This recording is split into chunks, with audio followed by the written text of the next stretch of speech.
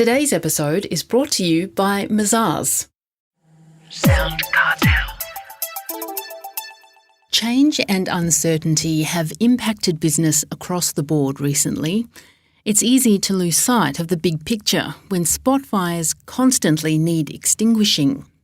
Building a more resilient business in general can help to provide a cushion. But how exactly can we build more resilient enterprises? From SoundCartel, I'm Nicole Goodman, and this is Business Essentials Daily.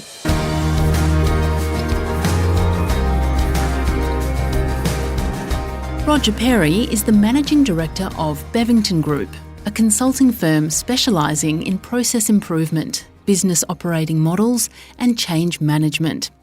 He says that businesses should concentrate on fortification and adaptability if they want to build resilience. He starts by explaining to Jeff Waters why these two things need to be addressed in order to build a resilient organisation. Well, what I mean by that is you can group your approaches to organisational resilience into fortification and adaptability. So two broad approaches. Fortification, it comes from the old idea of fortification. In fact, the concept for us goes all the way back to a war between the English and Welsh, where the English couldn't conquer the Welsh, and the only way they could do it was to build castles and then sally forth from the castles. And that gave them enormous resilience. And adaptability, well, the only reason you're fortified is so you can adapt to the new reality. So if an organization can hang on long enough, because it's fortified, so that it can adapt to the new realities, and we're going to keep having these new realities, then it's in genuinely great shape. Now, if you have fortification without adaptation, eventually walls will be breached. If you have adaptation without fortification, you haven't got enough time to adapt. So you really do need them both. And there's plenty of research to that effect. And what we've seen in the marketplace is the organizations that consciously or subconsciously came into this particular crisis with both fortification and adaptation have actually done very well. So let's look at the first of those 2 points. How does a business build one of these forts to fight the Welsh? Yeah, so the way you build these forts is probably 3 or 4-fold. The most common one is money. Have you got something in the kitty? Now, not everyone can do this, but if you've got reserves, keep them, always have them. If you've got spares, keep them, always have them. Now, when I say spares versus reserves, now, if you've got cash, brilliant. If you've got lines of lending opportunity, brilliant. If you've got a lender of last resort, brilliant. Actually spend time to make sure that you've got them. That is fortification. Another type of fortification is a different type of reserve, which is you've got the ability to access people that are effectively on the bench. And this might be a partner. It might be a partner company that can come and help you if you're basically under assault by circumstances, whatever that might be. But it's not the only way you can fortify. You can also fortify, for example, in your organizational structure so that you're legally protected. So one arm of the business is forced into receivership or liquidation for whatever purposes. It doesn't bring down everybody else. And you can also fortify by having reserves in terms of a BCP plan, so a business continuity plan. In other words, let's say, for example, one of your offices is knocked out, you've got another office or another warehouse from which you can do business. And you've got a contractual ability to do that, even if you don't own that particular facility. So fortification is you don't know exactly what's coming, but you know it might take out your money, it might take out your warehouse, or it might take out your office, or it might take out some of your staff, or it might switch your customers out. So you've got different ways of managing the business. Now, there is another way, and that is you can fortify by having a degree of diversification. So not just legal entity protection, but diversification in terms of products that are not correlated. So one goes down, the other one doesn't necessarily go down with it. Or they're negatively correlated, so one goes down, the other goes up. That is a very rational way to fortify, and of course people use it in financial markets.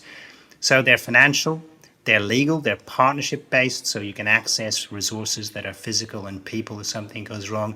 And they're also products and services, what you sell. All of those are forms of fortification. And then the final and most common one is the business continuity plan itself, which might have elements of all. But we actually find business continuity plans are rarely complete in that they don't address all areas of fortification.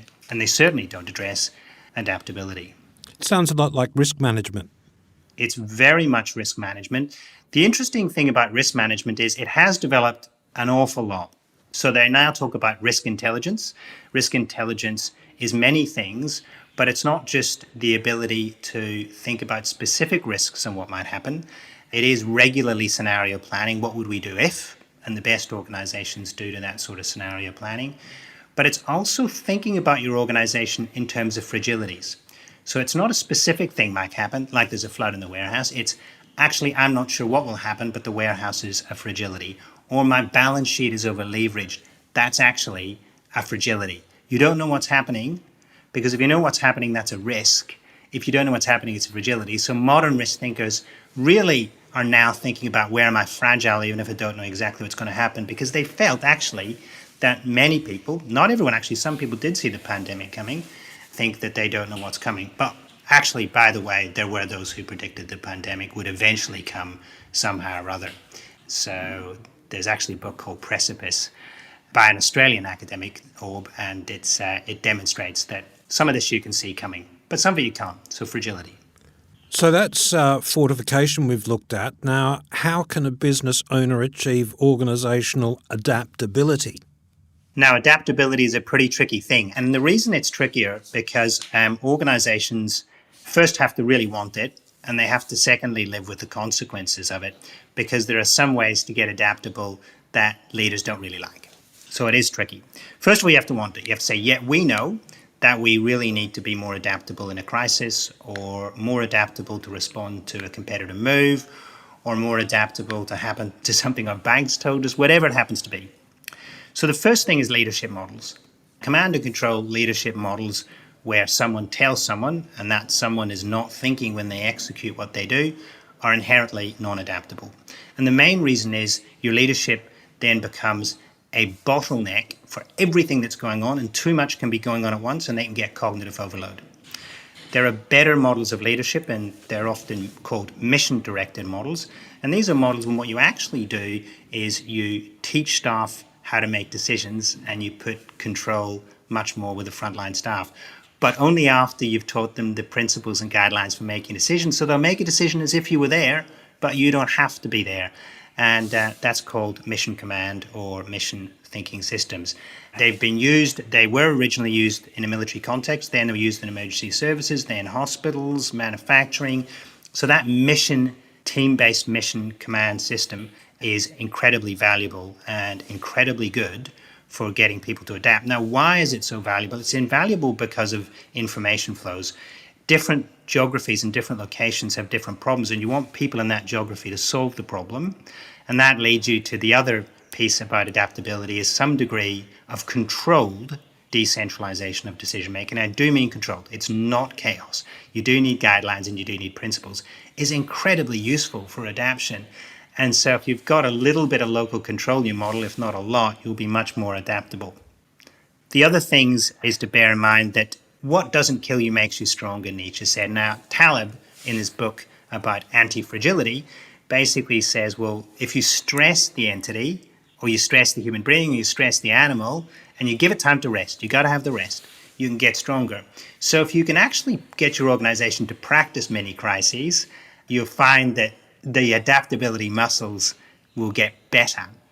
But unfortunately, what often happens, and we found this after many disasters, is that actually we forget the lessons of adaptability after the crisis is over. So in this particular crisis, in a lot of organizations, silos are broken down, people have collaborated, and it's been wonderful. We found the same, for example, when we were involved in post-earthquake work in Christchurch. There's an immediate sense of let's all get in this together, but in the return to normal, the silos come back into place, and those silos, that org design that separates people with actually slightly different objectives, is a non-adaptable strategy. But so if you can introduce some stress into the system, That'll actually get you not just better at working across silo, but it'll probably get you to think about changing your org structures. And there are a whole bunch of org designs now available that don't rely on that functional model. And it's not that functional models are bad, but they can introduce degrees of poor adaptation if you're not careful on how you implement them. That was Bevington Group Managing Director, Roger Perry.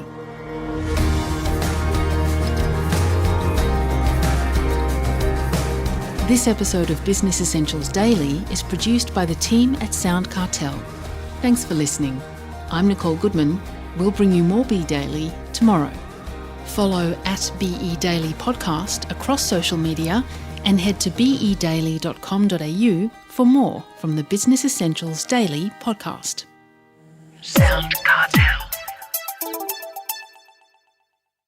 This episode was brought to you by Mazars.